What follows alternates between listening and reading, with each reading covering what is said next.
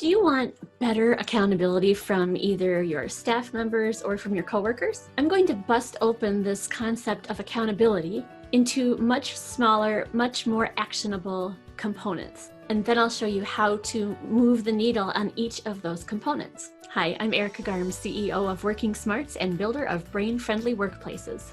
For the best research-based practical workplace advice, check out the new videos I post every week. So please click subscribe so you don't miss out on any. What do you really mean when you say you want better accountability?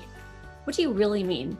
If I made you sit down and put the word accountability at the top of a page and then list all the words and associations that you have about accountability, what would be on that list? I'm going to flash forward because I've done this before with hundreds of people, and here's what they came up with. When they hear or when they say the word accountability, what they really mean is that they want to make people do things. They want to make people do what they're supposed to do. They're being honest.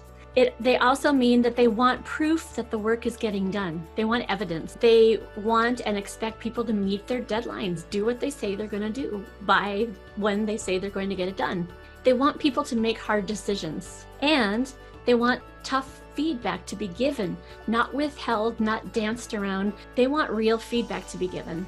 And lastly, truth be told, they want some sort of punishment. There isn't a better way to say it.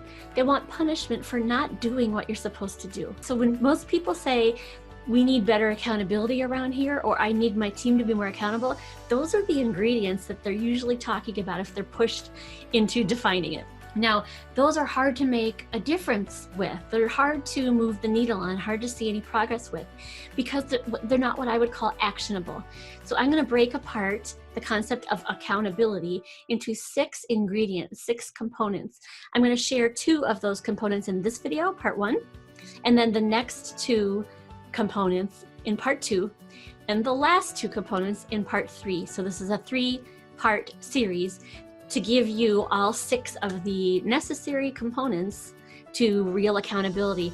Each one of those, when you move the needle on them, you will see results. So the first 2 that I'll talk about in this video are responsibility and transparency.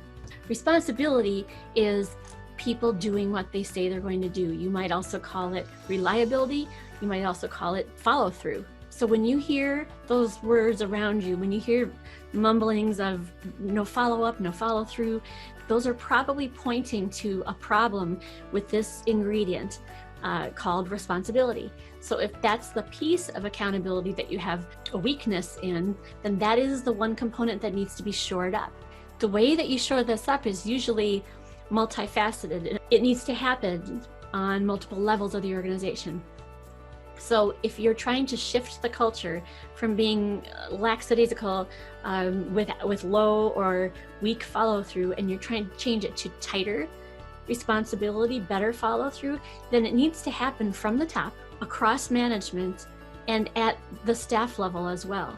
And so one of the things that is required here is for modeling, but also for the freedom, commitment, and dedication enough to call people on their lack of follow through when it happens. So this needs to become a big enough priority in the work culture that leadership proclaims that we're all working on improving our follow through. And if anybody at any level sees a slip up of that, we're going to be supportive of each other in getting better at this.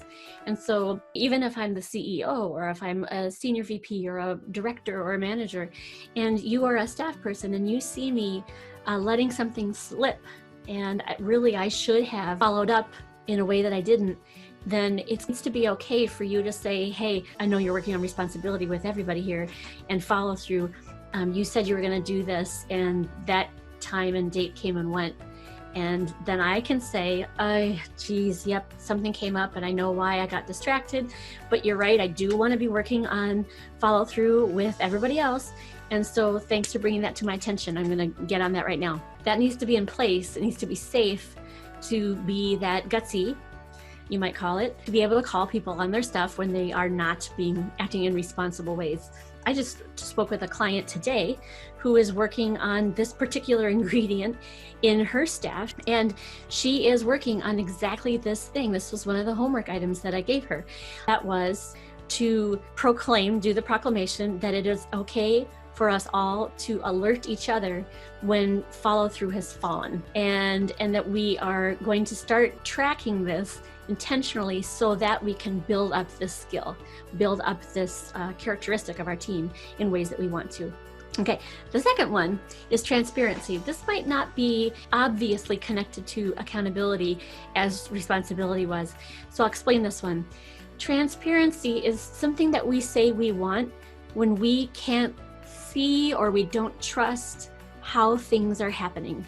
When we aren't aware of the workings of a group of leaders or of a government or of a committee, then we often will hear ourselves or others saying, we need better transparency here.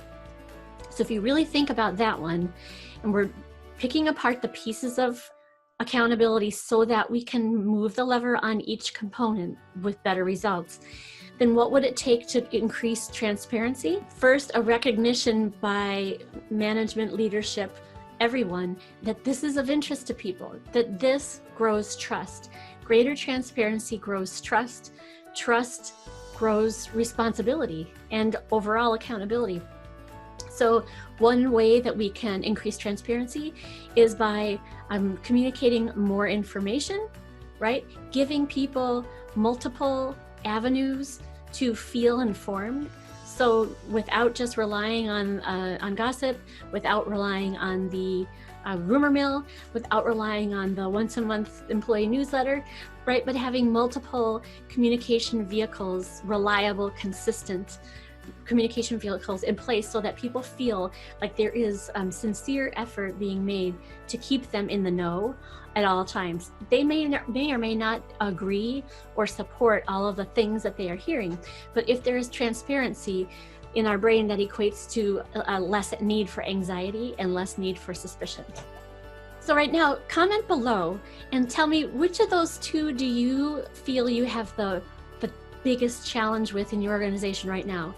Between those two, knowing that I'm going to give you the other 4 in parts 2 and 3, just given responsibility and transparency, which one of those two is the toughest for you to grapple with right now? So are you curious about what those other 4 are? Make sure that you check out parts 2 and 3 of this series. I also have a free private Facebook group full of people like you who want to know smart ways to manage, work, lead, and be productive. So if you're interested in that, go to the link that's in the description below. If you like this, be sure to hit like and watch for more videos coming weekly that show you how your work life can become more satisfying and less stressful.